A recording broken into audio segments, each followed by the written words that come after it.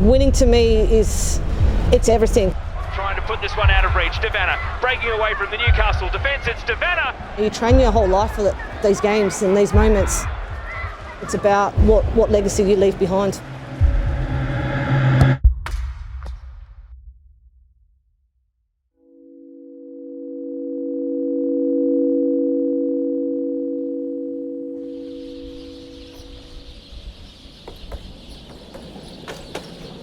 Your career, is it over? Have you retired?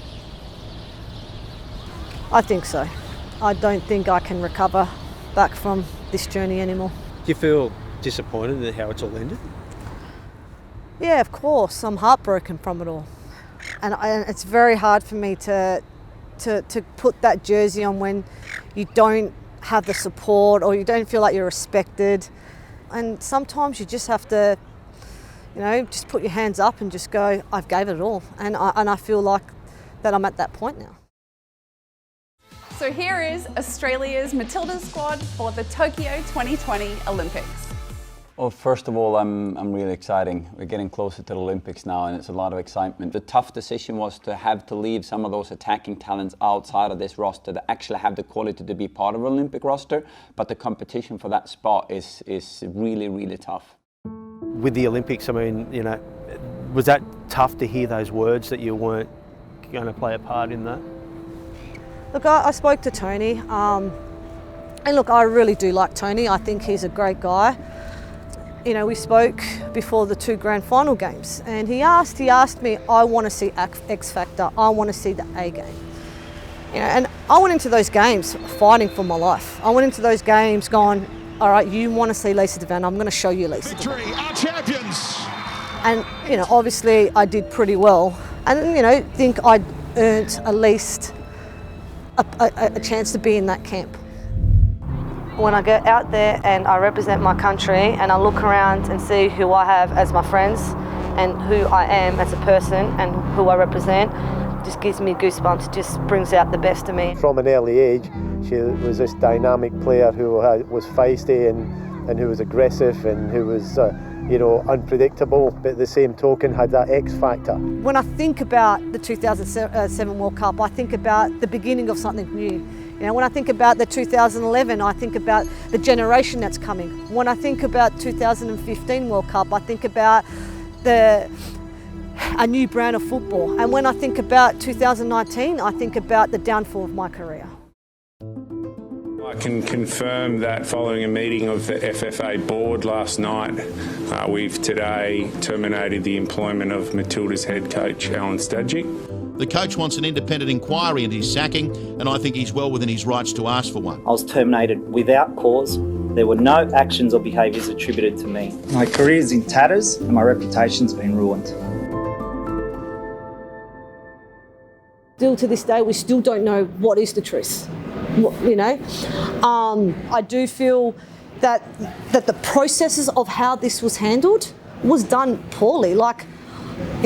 First of all, who sacks a coach 5 months out of a World Cup and then gets a coach that has no experience in the women's game and then expects us to go out and perform to, the World Cup happens every 4 years for a reason, because it takes 4 years to build, prepare and build for this. I generally think that no one was actually thinking about the game at that moment and thinking about the Matildas. If Stadge had stayed, do you think that the Matildas would have had a better chance of winning that World Cup? With my hand on my heart, and I swear on this, we would have come close. So you would have liked him to have stayed on? Absolutely.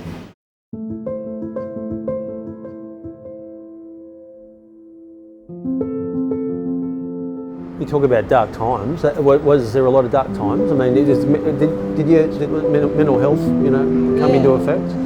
Yeah,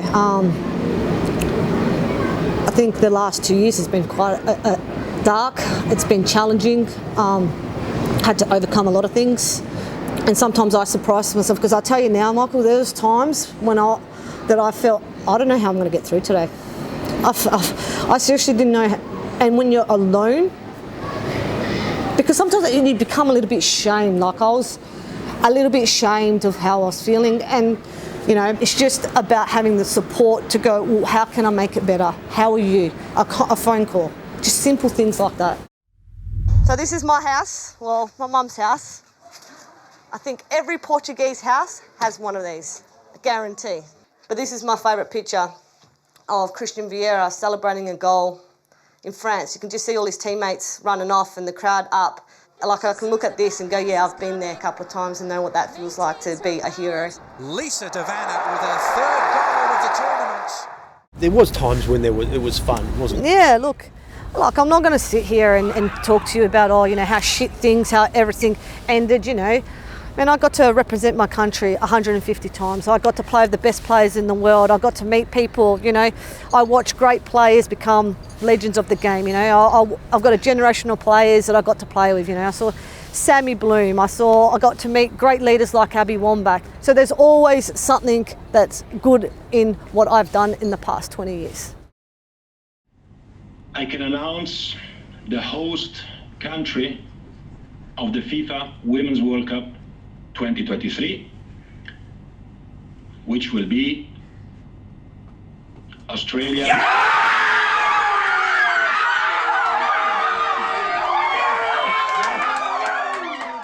How is the future for Australian women's football? I mean, where do we sit? Look, the good thing is that we have a World Cup at home, and that's got a bit of funding and it's going to get a bit of hype and people engaging in the game.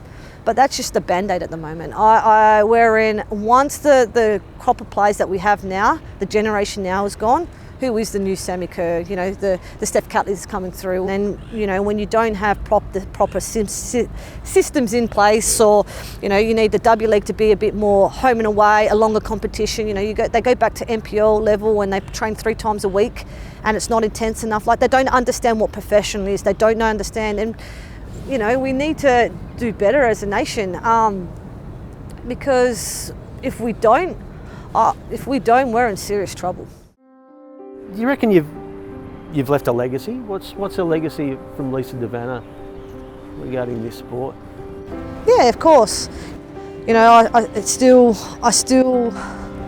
want the game to grow, and I still want a little girl to put on that jersey and have that kind of life and play the game like I did. You know, that would never change. You know, that's enough for me. That'll be more than enough.